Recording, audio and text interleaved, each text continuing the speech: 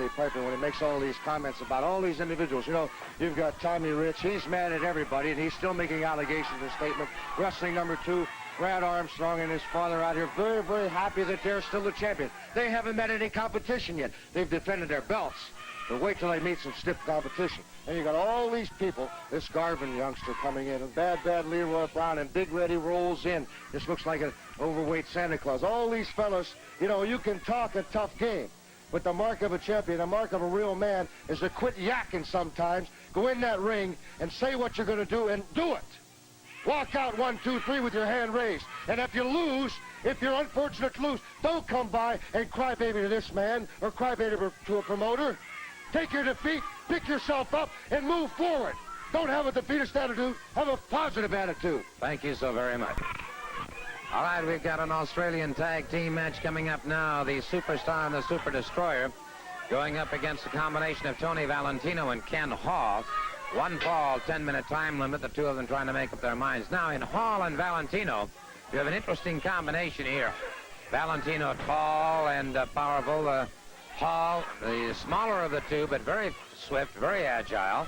And I would imagine that Valentino, in setting up Hall as his tag team partner, took into consideration that he's facing 2 men of 270 pounds or better and wants to get that added dimension of the extra speed. Yes, Mr. Soley, that is perfect. You see, now sometimes in a combination, you see a fellow that is a little lighter and a bigger fellow. Now, there's reason for that. In the speed that this Hall has, he can be darting and dodging and making these big men work. Now, you're talking 280 pounds apiece of pure power now. So if he can make those men work and exhaust them, because after all, when you're fighting, what you try to do is you train with a little guy, makes you fast, you train with big guys for power. Once this little guy wears them out here, the big man comes in and takes over. It's a good strategy to be very hard on the little fellow there, which is little fella, I say, what, 200 pounds? That's Yeah. a little fella, but to me it is. Well, I think, comparatively speaking, it's just like so many of your punt returners in pro football are in the 5'4", 5'8", 5'10".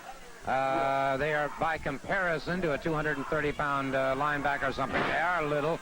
But when you're tipping the scales at 200 pounds or better, you're not little. No, absolutely not. Just in comparison with 280 pounds. But the thing is, there you go, he's got a tag, but it's a credit to this Hall fella here, because you got to be tough to be able to go there and maneuver big men like that. But then again, these two big men aren't maneuvered by anybody, are they?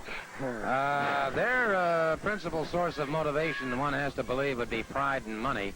Excellent side chancery here by the Superstar. Super Destroyer moving out now.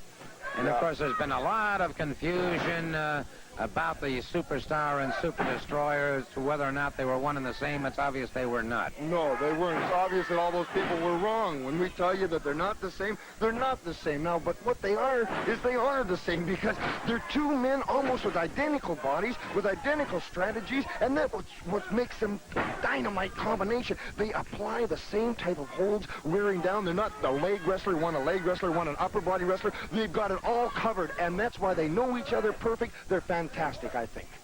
Look at this, combinations, thinking, talking back and forth to each other. You don't hear the other corner. It helps, you know, when you're in there hurting, for a little concentration from your partner, a little encouragement. Now, these guys are constantly talking back and forth. I don't hear nothing from the other side. The tag is made, and almost it. Ooh! And Destroyer recognized the fact that he would have an automatic disqualification there and halted the man as he started to hurdle him over that top rope, brought him back before the man had the chance to go down to the concrete and get the Destroyer and Superstar disqualified. Good, quick thinking on his part, and it's exactly what you were saying earlier. Human chess, he saw the error, managed to salvage himself, and now has Hall in trouble. Which proves they're not looking for a cheap way out. They're not looking to win or just get out of the ring. They're in there to fight. If he wanted a cheap way out, this match could be over. He could have got disqualified, left and saved his face, but he didn't. He pulled him back to continue the match. It shows you the bravery of the Superstar and the Super Destroyer. I admire them much. Imagine they're looking a little more at their win-loss record because it goes in the books as a win-loss. Tremendous punishment here by the Superstar. And the Superstar, a man that I can't help but feel, Mr. Piper, is being driven slightly because of the vengeance is mine credo now of one Tommy Wildfire Rich. Well, you know, Wildfire, I heard him make all kinds of brash comments here, but he's talking to a 280-pound, skinny as he can get animal. So it's going to be extremely interesting to see now if he can back up. It's easy to make threats. You can talk big. The idea is to be able to fight big. I'm anxious to see. Valentino proving that point right now and punishing the Super Destroyer, but the Super Destroyer moves right back after him. Took the best that Valentino had to offer, and now retaliating in kind and has Valentino in trouble. Headbutt into the midsection, makes the tag with the Superstar. The Superstar, of course, the national heavyweight champion under a highly controversial victory. And let's see what happened here. He bringing him back in, and the referee recognizing it was the momentum of Valentino himself that took him over. Yes, now that wasn't something where the Superstar was trying to, an intentional throw over the top rope. That was something where the man's momentum just went over from it. Here comes Tommy Rich with a handful of money. Tommy Wildfire Rich, who seems to have taken an entirely different approach and tack on things recently, out here watching the match now. Well, it seems like he's running a little scared, Gordon. You know, right here I got some money, but I'm just waiting. Because just like I said, I can fight fire with fire. And that's exactly what I plan on doing. Wait a second here. Wait a minute. They're calling for the bell. The referee's called for the bell. This is telling me where to go, Jack. I don't know, So that's what you ought to do. See, Gordon, just like I said. Hey, wait a minute. Wait just a minute.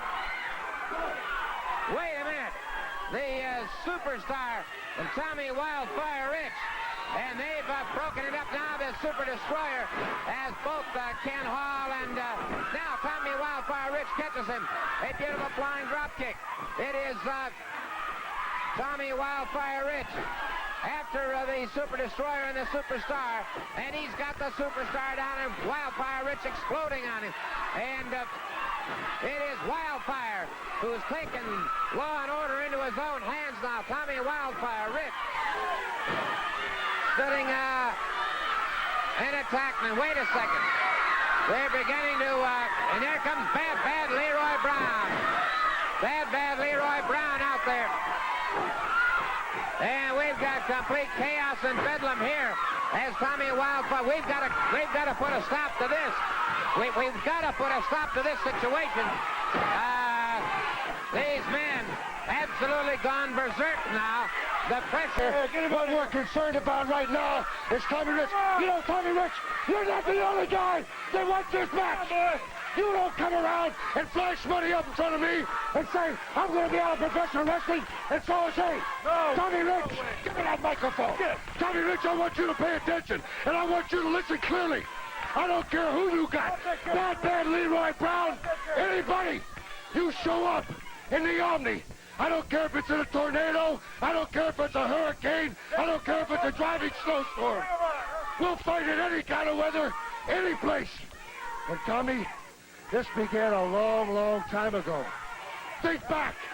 You had a broken nose. You had a lot of stitches. You had me suspended. And you thought I wasn't going to come back. Well, Tommy Rich, I'm back. And I'm going to tell you a thing or two. The Superstar is the champion. I'm going to be the champion for a long, long time. I'm going to stay in Georgia. I'm going to get rid of you. I'm going to get rid of Leroy Brown. I'm going to get rid of all your friends. Because this man is behind me 125%. And Tommy Rich, I'm going to come down your throat. I'm going to come down your throat in the Omni. I'm going to reach down and grab those tonsils. And I'm going to rip them out. And I'm going to kick your can from one end of that ring to the other. Tommy Rich, you put a bounty on my head. You made the biggest mistake of your life.